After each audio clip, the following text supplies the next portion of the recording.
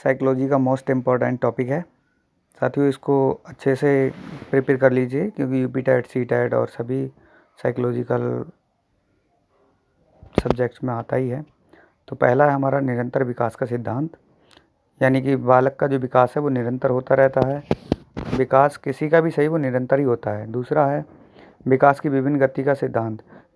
विकास एक ही गति से नहीं करता है, अलग अलग गतियों से, कभी धीमे कभी तेज़ और विभिन्न दिशाओं में गति करता रहता है।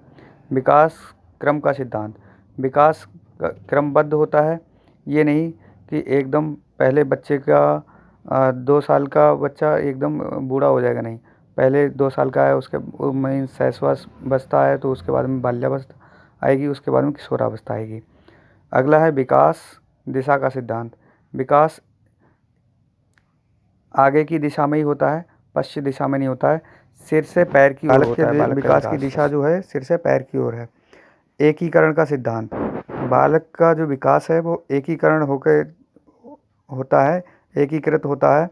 ये नहीं हाथ पहले बढ़ेगा या पैर बाद में बढ़ेगा, वो पूरा एक साथ ही विकास होगा। परस्पर संबंध का सिद्धांत। संबंध यानी कि सभी संबंधित होकर विकास होगा, सभी अंगों का विकास होगा। मस्तिष्क का जितना बच्चे की आयु बढ़ेगी उतना ही मस्तिष्क का विकास होगा। व्यक्ति विभिन्नताओं का विकास सिद्धांत। व्यक्ति विभिन्नताओं का सिद्धांत ये है कि प्रत्येक व्यक्ति की अलग अलग विभिन्नताओं के अनुसार ही उसका विकास होगा। कोई व्यक्ति जल्दी लंबा होता है, कोई दूसरा धीमे धीमे। उदाहरण के लिए लड़कियां की लंबाई जल्दी होती है और लड़कों की धीरे धीरे। वंशानुक्रम व वातावरण की अंतःक्रिया का विकास पर वंशानुक्रम और वातावरण का भी अत्यधिक प्रभाव पड़ता है। जैसे जिसके माता पिता लंबे हैं, वो बच्चे लंबे होने की चांस ज़्यादा हैं, और उनका वातावरण अच्छा मिलेगा तो और अच्छा विकास होगा। अगला है हमारा बाल विकास की अवस्थाएं। तो बाल विकास की अवस्थाएं हैं निम्न अवस्थाएं। नंबर 1 शैशवावस्था। जन्म से 3 वर्ष तक की अवस्था को शैशवावस्था बोलते हैं। बाल्यावस्था, पूर्व बाल्यावस्था और उत्तर बाल्यावस्था 2 भागों में बांटा गया है।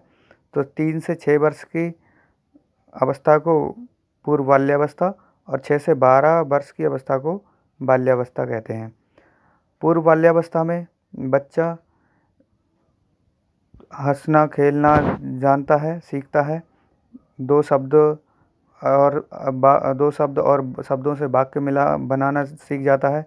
6 से 12 वर्ष की अवस्था में ये मूर्त संक्रियात्मक अवस्था है। इसमें बच्चा वाक्य बनाना, सेंटेंस बनाना भी सीख जाता है। विलोमता वो अंतर करना भी सीख जाता है। शैशवावस्था की विशेषताएं। ये अपरिपक्वता की अवस्था होती है। बालक अपरिपक्व है, कुछ जानता नहीं है। पराश्रितता, दूसरों पर पराश्रित है। सहारे की आवश्यकता के बिना वो चल नहीं सकता और ना ही अपना जीवन यापन कर सकता है। अकेला नहीं जी सकता। मूल प्रवृत्त्यात्मक व्यवहार। उसका जो व्यवहार है वो मूल प्रवृत्त्यात्मक, तो हंसना रोना ये मूल प्रवृत्ति हैं। हाथ पैर चलाना। अगला है संवेगशीलता। बच्चे में संवेग इमोशंस होते हैं, हंसने का, रोने का, ये जो हैं इमोशंस होते हैं। वो अपनी बात को सही से नहीं बोल पाता, समझा नहीं पाता। अब पूर्व बाल्यावस्था की विशेषताएं। बालक जिद्दी हो जाता है। 3 से 6 वर्ष की अवस्था में जिद्दी हो जाता है, खेलना पसंद करता है, जिद करके रोने लगता है कि मेरे को यही खिलौना चाहिए या जो भी है उसके अकॉर्डिंग। जिज्ञासु होता है, क्यों कब क्या के प्रश्न करने लगता है।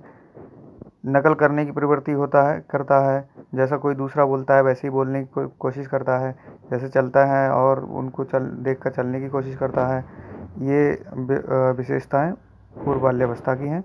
उत्तर बाल्यावस्था की विशेषताएं। उत्तर बाल्यावस्था में बच्चे के अंदर चेतना व नैतिकता का विकास होता है।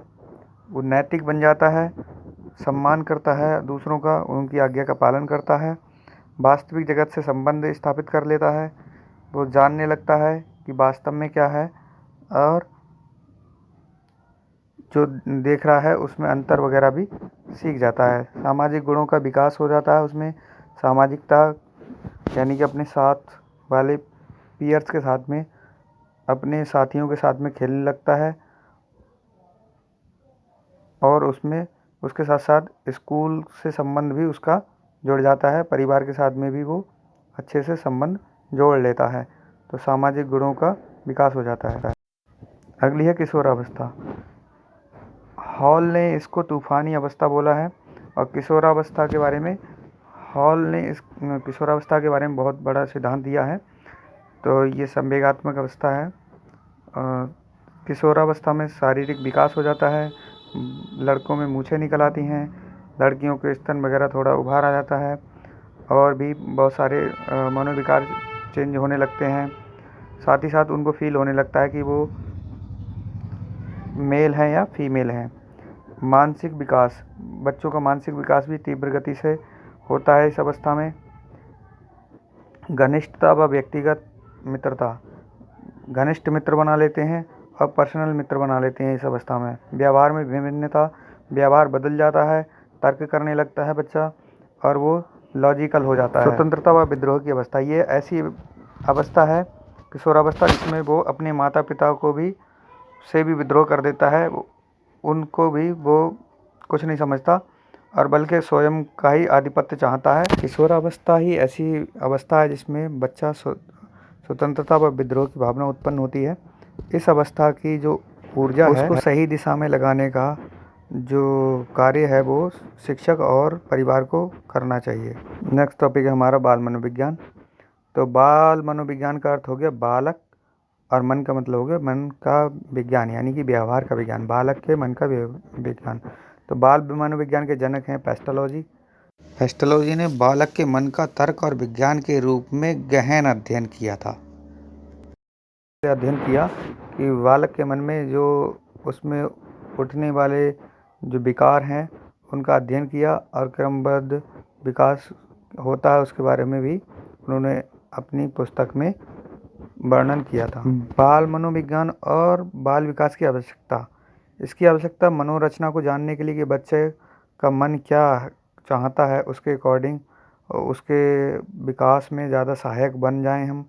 निर्देशन व परामर्श के लिए बच्चे को कब निर्देश देना है, कब परामर्श देना है, वो गलत रास्ते पर नहीं चल जाए, इसलिए हमें बाल मनोविज्ञान की आवश्यकता है। बालकों के प्रति भविष्यवाणी के लिए बच्चों की रुचि के अनुसार उसके भविष्य के बारे में हम भविष्यवाणी कर सकते हैं। नियंत्रण में सहायता, तो बच्चों को नियंत्रण करने के लिए हमें पहले से ही अलर्ट हो जाते हैं जब हम बाल मनोविज्ञान के बारे में अच्छी जानकारी होगी। तो विशिष्ट बालकों के शिक्षण में सहायता, साथ ही हमें विशिष्ट प्रकार के बालकों के शिक्षण में सहायता मिल जाती है बाल मनोविज्ञान के जानकारी के होने पर। अगला टॉपिक है हमारा बाल मनोविज्ञान के क्षेत्र।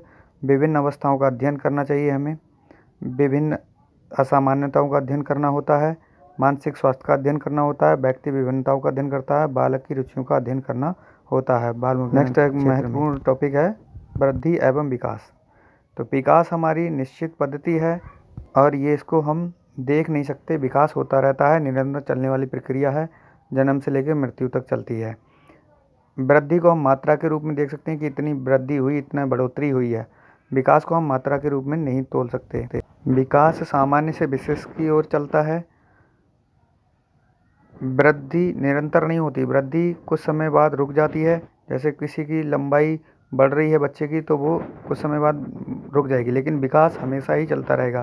किसी न किसी क्षेत्र में वो चलता रहेगा, कुछ ना कुछ सीखता रहेगा, कुछ ना कुछ करता रहेगा। विकास निरंतर चलता है। विकास का एक व्यापक अर्थ है, वाइड कॉन्सेप्ट है, जबकि वृद्धि का संकुचित एक निश्चित अर्थ है। शारीरिक व मानसिक वृद्धि में गहरा संबंध होता है। जैसे शरीर की अवस्था बढ़ती है वैसे ही मानसिक अवस्था भी बढ़ती है, कुछ समय बाद स्थिर हो जाती है वृद्धि। विकास गुणात्मक परिवर्तनों का संकेतक है। विकास में गुणात्मक परिवर्तन होते रहते हैं। वृद्धि शारीरिक व मानसिक वृद्धि में बहुत गहरा संबंध है। जैसे जैसे शरीर डेवलप करता है मानसिक स्थिति सही रहती है। धन्यवाद।